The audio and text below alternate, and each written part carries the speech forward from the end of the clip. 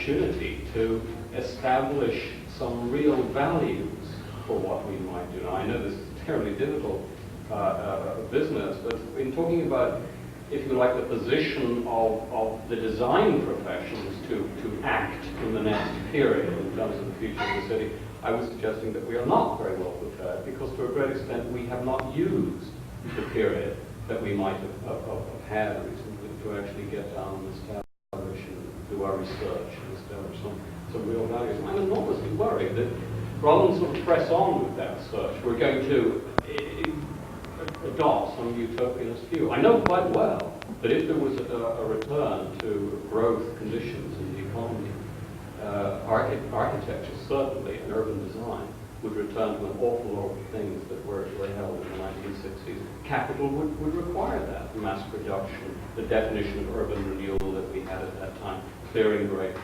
areas of cities, a great serialization in the built environment, etc. And we would slip back into making mistakes that we've made before because we haven't used that period in a sense to develop better criteria.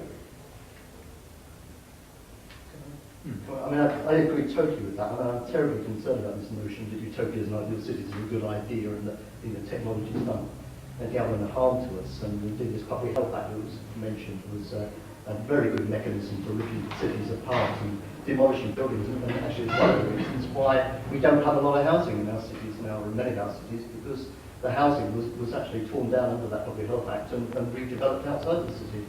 But I'd also like to pick up on this thing of citizenship, because I think that the chap at the back does have a point there. I think we might have a history of citizenship, but it's certainly been missing in recent years. And I agree with him that currently, if you take a look at Germany, if you take a look at the German cities, there's undoubtedly greater citizenship there than there is in our cities. And I think that that's shown itself here in all sorts of things. I mean, I'm particularly concerned about the privatisation of public space, the lack of provision that we've got for public space, and thereby the lack of communal activities that are occurring. And somebody mentioned very early on this morning, you know, we've had a situation in our cities where streets that used to belong to everybody are now shopping malls without any seats in them. You know, where you have to keep walking. You know, where the place is shut at 8 o'clock at night. You know, it used to be a street this, now it belongs to somebody else. You know, so I think there is a good point there about this citizenship. Yeah. Probably the point about citizenship is that you had a government for over a decade where Maggie Thatcher, for one, said there was no society. You don't have a society, you can't be a citizen of that society. You can only exercise various sorts of market choices. And that seems to me, I mean, I don't take the drift of most of the papers today being about utopianism or ideals. I take them to be saying what has gone wrong in the past 20 years and what might be some of the ways of addressing them. Now clearly, if you go back to post-war planning and so on, one of the failures was precisely the notion that there were technical solutions, that professionals could, as it were, provide the solution. What we discovered, of course, is that professionals provided the solutions that the biggest bidders would pay for. And a lot of the post-war public sector housing was a failure in many respects. The last decade of the market has also been a failure. We've seen the market failing, and if you say, well, in what sense is it a failure? It's a failure because it hasn't provided even what it set out to do in the most limited sense. What do we do now? Well, presumably we don't go back to say, is there another set of professionals or activists or academics who can provide an answer? What we do, I suppose, what I think we do is something like what David Harvey was saying. Rather than suggesting that we know solutions, we have to mobilise communities. Communities themselves have to define what they want. They have to be mobilised to demand particular things rather than leaving it to markets and those with economic power to, as it were, impose it on them. Yeah, I just want to follow on from what Jim said. Actually, I mean, it seems to me important to maintain that argument, because I mean, one of the concepts that's associated historically with citizenship is the idea of stewardship of community resources, and that seems to be very important. And it also feeds, to a certain extent, into the issue about structural change and piecemeal process, because there's no need to set up an opposition or a dichotomy in those two terms, because I think one of the ways in which you achieve structural change is through the piecemeal process of encouraging people to act as stewards of their community resources, whether that be a street, whether it be a front lawn, or whatever, or the built environment. And there's no need to set up an opposition. It's like setting up an opposition between tactics and strategies. They're two quite different levels of activity. I think I was responding to a trend which tends to atomise and individualise clients and consumers, and services that are seen as professionals in client terms, and they're not seen as collectivities in whatever kind of terms you describe them. And you know, it is quite important, I think, to try and identify structures of provision which allow people to see themselves as a group, and not only a group in a sort of NIMBY sense, but a group in the sense of social responsibility. And I think that is very, very hard. I think that the question of capital flows, the operation of development companies, those kind of things remain extremely opaque, if not absolutely impenetrable to most people. The work of people around King's Cross, to a certain extent, was alluded to earlier in terms of unpacking those kind of processes and revealing for a locality for people who had eyes to see it. And I think you know, that's something we have to work on. At the moment, it seems to me to be only possible episodically in particular localities, or else otherwise rather abstract processes. It doesn't seem to me to be convincing, Colin, from the perspective that you're presenting, that the phenomena of a livable locality demonstrates itself as livable immediately to people. It does require, you know, a battery of centre managers and so on, and accountability, and there are certain things about the old structures of provision that could be retained. The undermining of local authorities, the destruction of public space, you know, the pushing aside of democratically accountable politicians in favour of technocratic professionals and specialists seems to me to be something which has to be absolutely resisted. But you know, a lot of the terms of the debate about the future of cities sets all of that aside, unfortunately, and in so doing, you know, throws out the baby of modernism, if you like, you know, with the bathwater of it all. You know, that just seems to me to be a tremendous missed opportunity. Question here and then. I question whether we can talk about citizenship, certainly in the context of many of our English cities, without making any reference at all to the multiracial nature of our population. Because if you're black, I say if you're black and you've lived in London for 20 years, you probably have never felt any possibility of being part of the community in a citizenship sense. And the very large proportion of immigrant people in our population must mean that the citizenship has been watered down almost to non-existence. Yes. But two things. One is that what the gentleman just said, and that is I live in a sort of tribal area of London, and one of the things I think I ought to say this. One of the things that I have noticed about is the cohesiveness of the society. There's a lot of Africans that make things where they are around the tube station, and their families all live around. Everyone actually knows everybody in that community. I have never felt safer anywhere else in this country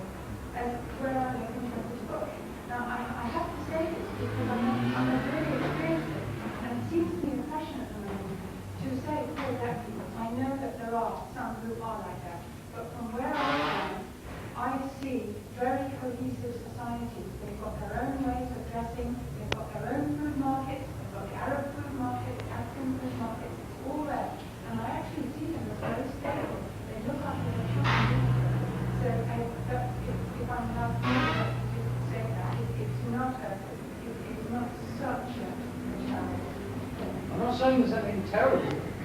I'm saying that if you want to look at citizenship on a citywide basis, you've got to look at. I mean, I know umpteen different African groups, and they're very, very secure, and they're very happy in their particular groups. But I also know that they don't feel a part of our English citizenship pattern from a previous generation, such as you described in Bermondsey. They wouldn't have felt a part of that at all.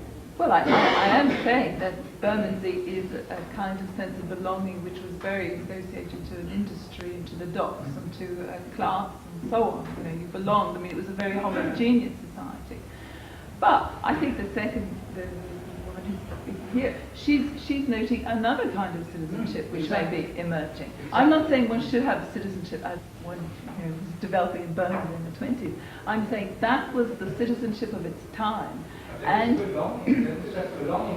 was about belonging, but it was about belonging politically as well. I mean, you don't just belong and lie down, you belong and do something, you know. I mean, sorry, I'm to interrupt. I feel very strongly about it because you mentioned before in Germany the citizenship broke down, and that's exactly why every German, so to speak, has to think about it.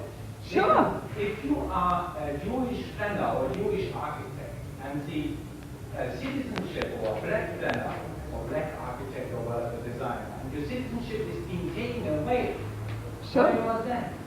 Then the city is breaking it down, particularly in relation to what the gentleman said with the multicultural society we have now in Europe. And I think citizenship is more. It's not just belonging to a group or whatever. It's not just community.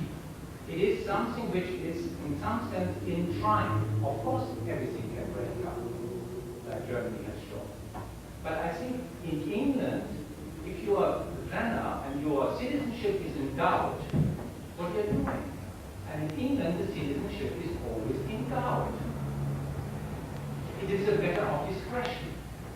I think there may be a semantic question here about citizenship as well, which I won't just throw it out. There are citizens of many of the cities of Britain who are extremely proud of the fact that they come from a particular city. You talk to a Glaswegian about Glasgow, someone from Sheffield about Sheffield. They will have some concept in their own mind about why it is important that they are from that city. They may have great complaints and problems about that city, but they will also defend it. And I know the same in Australia. If you talk bravely in Sydney about Melbourne, people will attack you fiercely as how can you possibly say Melbourne's worth talking about Sydney as the only place, and vice versa. So that there are other concepts of citizenship that may not so formalised, but there's something that we may look at. Can I bring someone at the back trying to get in? Yes. I just wanted to switch back to an earlier bit. The title of the conference is The Future of Cities, and we're in discussions about, trying some policies and they fail for some more. I mean, this is good news for academics like myself in the room, because we're all part of that policy-making process. But I just wanted to raise some rhetorical, well, it's not a rhetorical question in the sense of, is this actually how cities change? It's what would make a very good random statement about, which I personally don't actually believe, is that politics somehow controls economies. It's policies control cities, their part of economies, policies control economies. And I find this very difficult to handle. I'm an economist, so this must be massive on my part. But it's usually not the case that policies run. For example, I don't believe that the recent property booms have much to do with right-wing ideologies. It would be awfully nice if they did, because they're happening again. But I don't believe that's the case. I don't think actual regular or this little bow around works that I've got to get switched on lights and not when there were underlying economic structural changes which governments didn't know about, private capitalists didn't know about, nobody knew about, and people were trying to deal with it. And that's mainly how cities change. And so I think it's a little worrying, one, to see, there being this underlying economic interest, not their economic interests, but they do not lead to singular results. Builders want to make money, but that doesn't imply builders want to build particular types of building. They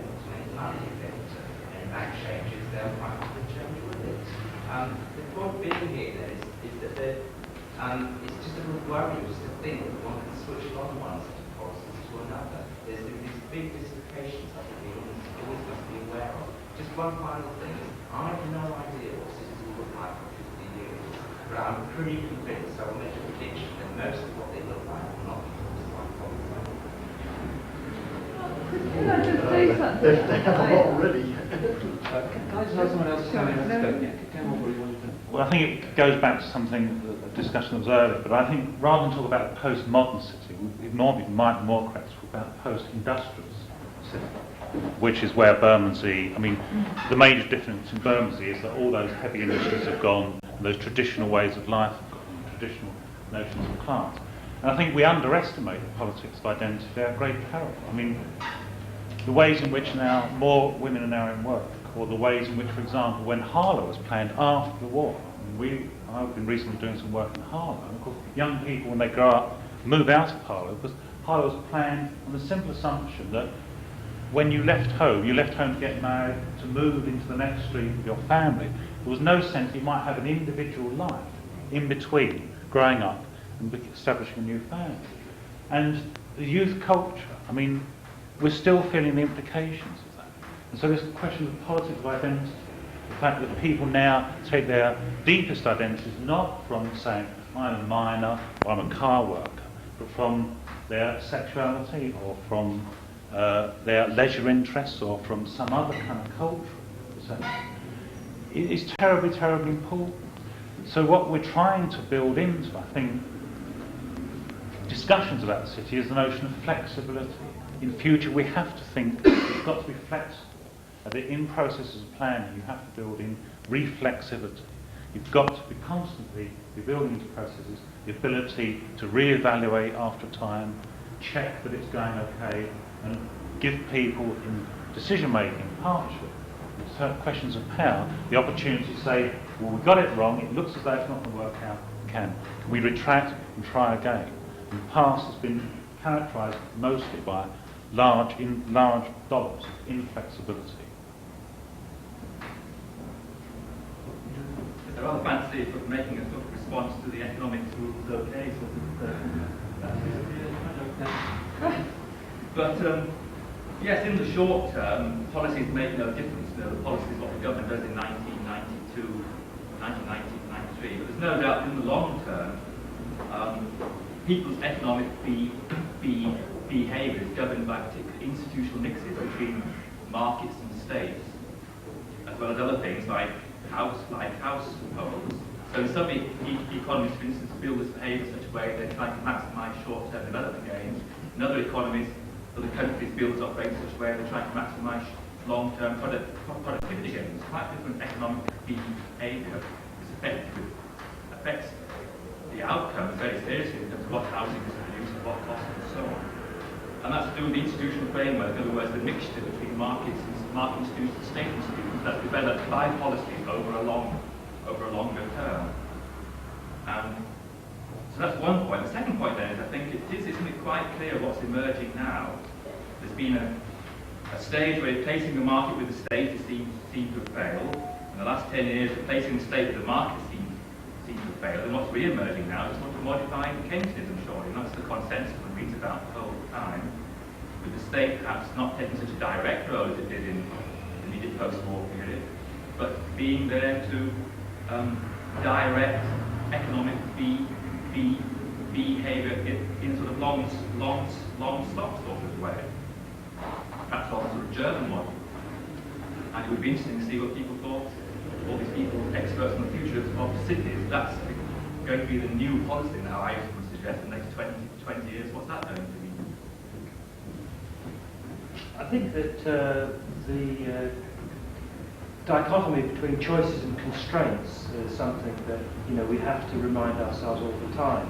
It still worries me that there's a great arrogance of policy makers that they can assume that the idea can be turned into a reality. That kind of voluntarism is very, very dangerous. And areas that we think we know what's going to happen, we make policy on the basis that we expect it to happen, then it turns into the complete antithesis is something that it's happened so many times in the future that we should be cautious of that. A number of things that have come in today in relationship to social housing, mixed use. I think there's somebody here from the Urban Villages Group, for example. The notion of repopulating the city centre. The mid-80s idea that we could have these high-tech growth poles, and we call them science parks, and put them on the edge of town and so on. Now, it seems to me that these very specific land areas with these very specific uses that people had are quite utopian. They don't ever work out. There's been suggestion that we could create special use class orders, a kind of barrier that you throw around your social housing. You put it on a map and you only allow social housing to exist there. You only allow mixed use to take place in the downtown area. You safeguard it from the rampages of the corporate sector of commercial development, or that we kind of make sure that there's no dilution of purely scientific pursuit on the science parks. Those ideas don't work. Those political and policy issues are always invaded by the economics. They are diluted, they are ripped apart, and I think that kind of a recognition of the opportunities and the constraints is something that that's where critical analysis should focus. I think that's the most important thing that academics can really make to policy generation. We seem to be polarizing on long-established debates, really, about where the source of determination is, and obviously we're not going to agree on this because we come from quite different ideologies and quite different backgrounds. You're going to have the Marxists who say you've got to look at capital. You're going to have the liberal view that it can be turned over to citizenship, which probably betrays my particular camp. You're going to have a view of managerialism, that it can be handled through policy and the formation of policy. And we seem to be, in a sense, developing these great divisions between us, where people are polarizing on these particularly those three, perhaps, rather long-standing ideas.